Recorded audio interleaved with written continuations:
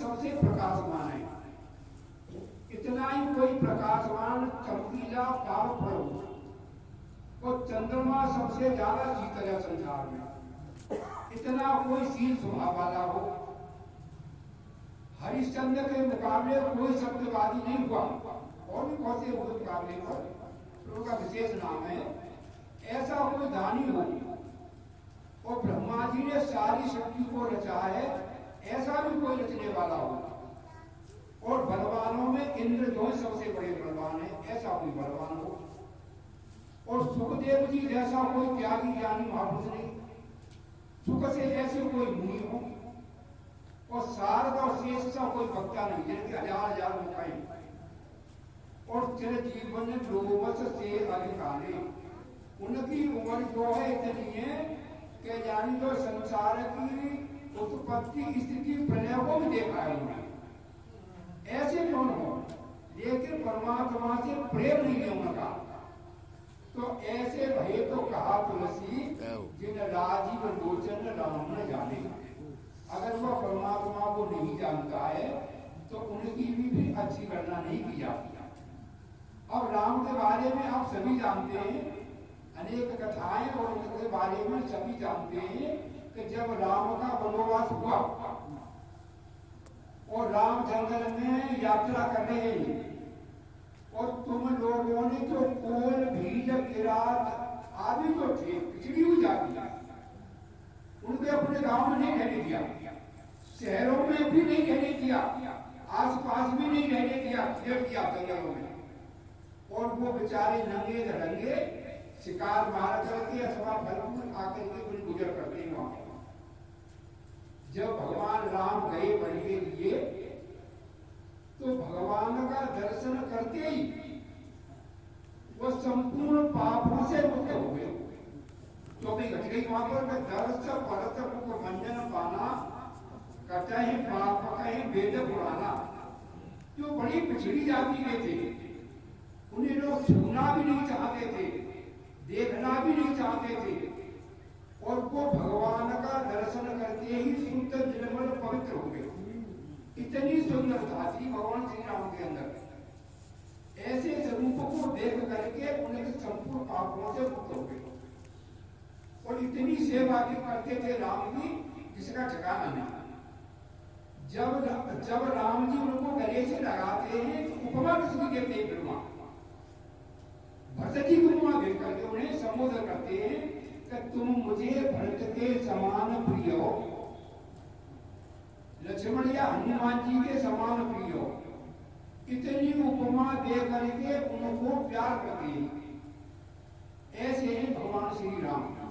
तो राम का दर्शन करके ही संपूर्ण पापों से कि परमार्थ को प्राप्त करने के लिए जो हमारे पूजनीय माता पिता भाई बंधु आदि उनका भी परित्याग कर देते। उन्होंने पद भी गाया सजो पिता पहला। अब थोड़ी जरा भरत की बात देखें हम यहाँ पर। भरत चरित कर नैन तुलसी जे सादर सुने, सिय राम पद प्रेम अवश्य होय भव रस विरत। भरत जैसा कोई महापुरुष तीन भरत हुए संसार के अंदर हमारे यहाँ, और एक से एक बढ़िया आला हुआ इनमें ऐसा नहीं कि ये छोटा है बड़ा है। इतने महान पुरुष हुए कि इनके जीवन के चरित्र को गा करके सुनो करके ही कल्याण हो जाता, कल्याण प्राप्त नहीं। ऐसे इनके चरित्र थे भक्त के तीनों भी। तो भरत चरित्र का नियम, भरत जी का चरित्र कैसा है आप सभी जानते हैं। तुलसी जे बहुत लगा भी तुलसीदास जी ने, तुलसी जे सादर सुने अवश्य होय भव रस। जो संसार में हमारी आसक्ति बैठी है, हमारे संसार में लगाव बैठा है, छूट नहीं रहा, उस भरत जी के चरित्र को सुन करके आदमी के अंदर वैराग्य उत्पन्न हो जाता है। अब देखो भरत जी का चरित्र कैसा है। भरत जी जब वनवास हो गया, पिताजी का मरण हो गया, जब आए तो वहां पर कार्य क्रिया करके और सभी समाज के इकट्ठे हुए और उन्होंने कहा कि भाई तुम पिता की आज्ञा का पालन करो। पिता की आज्ञा का पालन किया राम ने तो बन के चले गए, तुम्हारे लिए राज दे गए, अब राजगद्दी पर बैठो। ये गुरु जी का वाक्य है वहां पर। तो अब भरत का त्याग देखो यहाँ पर, भरत जी ने गुरु जी की बात को नहीं मानी। कौशल्या आज रानियों ने सबने समझाया, उनकी बात को भी नहीं मानी। जितना मंत्रीगण समाज था सबने कहा कि आपका अधिकार है, आप गद्दी पर बैठो, उनकी बात को भी नहीं मानी। सब कह रहे हैं राजगद्दी पर बैठो, और किसी की बात को नहीं माना उन्होंने कि मैं तो भाई कल जो है भगवान को मनाने के लिए जाऊंगा जंगल में वन में। जब उनकी ऐसी बात सुनी तो सब लोगों ने वोट की तरफ डाल दिया। जी बड़ी सुंदर बात कही आपने भाई, हम जाने तो वहां पर देखो भरत जी जब चले तो भरत जी के संग जो सभी जो समाज, गुरुदेव भी जा रहे हैं, माता भी जा रही है, सभी जा रहे हैं, और वो पैदल चलने लगे भरत जी वहां पर। तो माताओं ने गुरु ने सबने समझाया कि आप भी रथ में सवार। आप पढ़ते हैं विचार सागर, एक शब्द आया सागर में विजगीषु। विजगीषु माने क्या है? विजगीषु माने लाला जो बोल उठे कि दूसरों को जीतने की इच्छा वाले। ये शब्द उठाई सागर ने। विजगीषु माने दूसरों को जीतने की इच्छा वाले जो पंडित हैं अथवा महात्माएं अथवा कोई भगत हैं, उनको भी आत्मा नित्य है और आत्मा से भिन्न देहादि प्रपंच विद्या है, ऐसा भेद विवेक ज्ञान हो है, ये शंका करके और इसका समाधान किया उन्होंने। क्या किया समाधान? विजगीषु माने दूसरों को, कुछ सब में बैठा है, कोई बच नहीं रहा इससे। हर आदमी चाहता है कि मैं आगे निकल जाऊं, मैं बढ़ूंगा आगे, धनवान बन जाऊं, बलवान बन जाऊं, पदाधिकारी बन जाऊं, मिनिस्टर कलेक्टर बन जाऊं, सबसे बढ़िया मैं ही रहूं। हर एक अंदर एटीट्यूड है विजगीषु बना। तो यानी उन्होंने कहा विजगीषु माने दूसरों को जीतने की इच्छा वाले जो पंडित हैं अथवा महात्माएं अथवा भक्त हैं, उनको भी शास्त्र स्वाध्याय से आत्मा नित्य है और आत्मा से भिन्न देहादि प्रपंच ये विद्या है। यह मलिन अंतःकरण से, या ध्यान दे जाओ, मलिन अंतःकरण से भेद आकार वाला भेद क्या उत्पन्न हुआ है भाई? ये टिप्पणी है विचार सागर के अंदर। इस पर देखिए, विचार कीजिए। जो ज्ञानी, सभी लोग ज्ञानी है, सभी परमात्मा की चर्चा करते हैं, पर ये प्रतिबंध बन गया हमारे अंदर और सबके अंदर बैठा लेकर कोई कोई बंदे पार करते हैं। इसमें ज्ञानी जी जो ज्ञान हो रहा है, हम व्यापक सर्वत्र समान सब बोले, सीय रामायण समझ जानी सब बोले, परमात्मा की चर्चा सब कर रहे, पर यह ज्ञान मलिन अंतःकरण से और विज्ञानी जो है भेद ज्ञान को लेकर के ज्ञान उत्पन्न हुआ है, परमात्मा है और परोक्ष में हुआ है। अब इससे उत्तर साधन जो होते हैं वैराग्य संपत्ति मोक्ष का अथवा श्रवण नित्यासन तत्व पसंद होते हैं, आगे नहीं बढ़ रहे हम।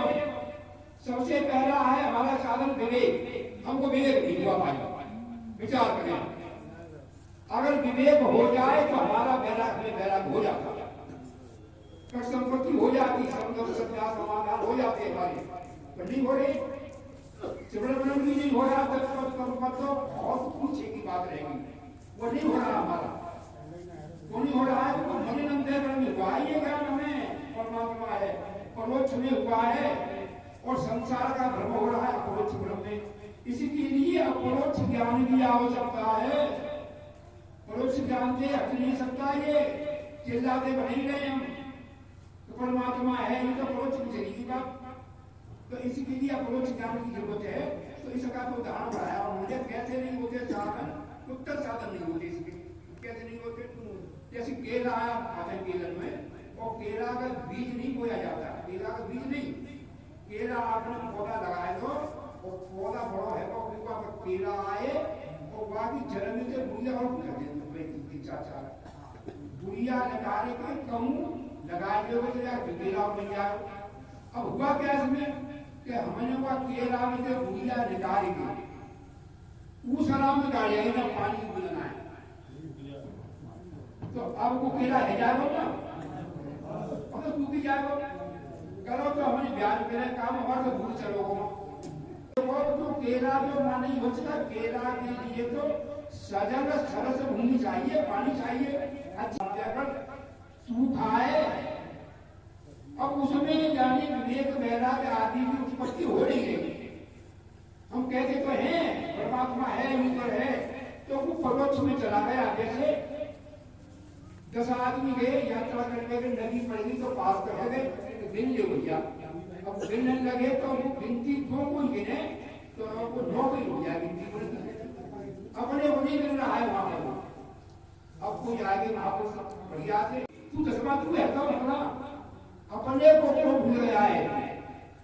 तो हम भैया अपने को भूल गए हैं, तेरी भूलती भूल गई है, उस पद में भूल कहाँ है? जैसे राजा सोए गया है और सोबत में कंगाल गया है, मिली न भीख बहुत रोया है, जाके भूत के सूल भई है, जागे तो सूल कहाँ है? रात में ऐसा देखो कब राजा बन गए और जो फल पड़ते और जो हार और रुतबा है वो जो है पर जगत ही तक मिल रहे हो। स्वप्न को सब ऊंचा मानते हैं, लेकिन जागृत को देख रहे हैं ये व्यवहार, इसको सब साचा मानते हैं। लेकिन ये शास्त्र का सिद्धांत है कि जैसे स्वप्न को ऊंचा मान लिया है, उसी प्रकार जिस दिन जागृत को ऊंचा मान लेंगे उस दिन क्या हो जाएगा। लेकिन ये सत्य बना बैठा है जागृत हमारे लिए। बिन सामग्री उपगत याते स्वप्न सृष्टि सब मिथ्या ताते, देश काल और देश के जाने सर्व जगत उपगत है कामे, स्वप्न समान झूठ जग जानो, देश सत्य तापु मत मानो। स्वप्न उन्होंने ये बात कही कि जान लो कि स्वप्न के समान ही ये जागृत है। स्वप्न देख रहे तो स्वप्न साथ में है और जागृत में तो जागृत साथ में है और सुसुप्ति में चले गए कि दोनों झूठे हैं कि जाएंगे। तो जानी को इन तीनों को जो जानने वाला है तुम्हारे अंदर जागृत में भी मौजूद है, तुम जानते हो भाई, स्वप्न में भी मौजूद है तुम जानते हो, सुसुप्ति में भी मौजूद है तुम जानते हो। अब आपने ध्यान समाधि लगाई तो ध्यान लगा, भजन में मन लगा न लगा, इसको भी तुम जानते हो कि जानने वाला भीतर कौन है? भीतर जो जानने वाला है बस वही परमात्मा। हमारी इंद्रियों की अंतःकरण की संपूर्ण बातों को जो जानता रहता है वही परमात्मा है। यानी केनो प्रसिद्ध जब बात किया शंकराचार्य भगवान ने, केने सितम पतित प्रेषितम मन है, केन प्राण है प्रथम प्रीति युक्त है, केने सितम बात विमान बदंती चक्षु श्रोत कहूं देवो नक्ति। यानी जो हमारे आंख कान नाक जैसे तक जाते हैं, नाक सुन रही है, आंख रूप को देख रहा है, कान शब्द को सुन रहा है, इसका उत्तर दिया फिर उन्होंने स्रोतस स्रोतस मनसो मनो यदि बातो हम बातो सब प्राणस्य प्राणा अतिमंच धीरा प्रेत्या समान लोकाद ब्रह्मा भवंती। जो सुनने को भी भीतर वो सुन रहा है, अब मैं बोल रहा हूँ आप सुन रहे हैं, तो इस सुनने को भीतर एक और कोई सुन रहा है। आगे रूप देखा, वह रूप को भीतर कोई और देख रहा है। आपको स्वाद आया भोजन बहुत बढ़िया, तो वह स्वाद को और भीतर एक स्वाद ले रहा है। तो जिन इन बातों को जो भीतर और एक देख रहा है, जान रहा है, वही चेतन है, वही परमात्मा है। परमात्मा मिलेगा तो अपने हृदय में सामान्य रूप से सर्वत्र है, पर जब मिलेगा दर्शन होगा और सुख शांति मिलेगी तो अपने मिलेगी। जैसे आदमी भोजन करे भूखो हो तो भोजन करे थे वाकी खुदा की जरूरत है जाएगी, स्वयं खाए गावतुन है भोजन भोजन है तो वाकी खुदा की जरूरत नहीं होगी। इसीलिए परमात्मा की प्राप्ति वो अपने नहीं होगी, परमात्मा देखे सब में हम, परंतु उसकी प्राप्ति की अनुभूति होगी, अभिव्यक्ति होगी, वो अपने में ही होगी। बोलो सच्चिदानंद भगवान।